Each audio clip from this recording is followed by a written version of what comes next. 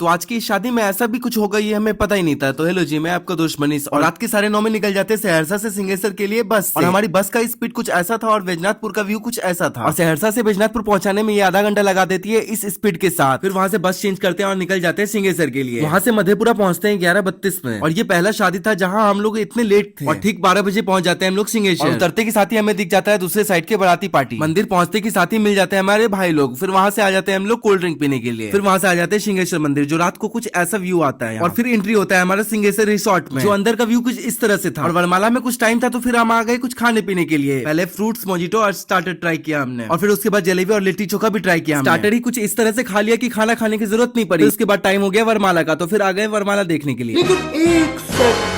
फिर यहाँ के कुछ सिनेमैटिक शॉट्स लिए, जिसका एक झलक आपके सामने है। और फिर हमने शादी को खूब एंजॉय किया। वहीं पे मिल जाता है हमें ये क्यूट सा बच्चा, और शादी एंजॉय करते करते 3 कब बज गए ये पता ही नहीं चला। सिंहेश्वर से निकल जाते हैं मधेपुरा जंक्शन के लिए, जो 5 बजे हमारी ट्रेन थी, और 4 बजे पहुंच जाते हैं मधेपुरा स्टेशन। फिर थोड़ी देर के बाद हमारी ट्रेन आती है, और निकलते निकलते समय का हो गया 5। फिर मधेपुरा को बाय बाय करते हुए पहुंच जाते हैं अपने शहर, और फाइनली 5:49 में पहुंच जाती है हमें सहरसा। ऐसे मिनी ब्लॉग देखने के लिए आप हमें फॉलो और सब्सक्राइब कर सकते हैं।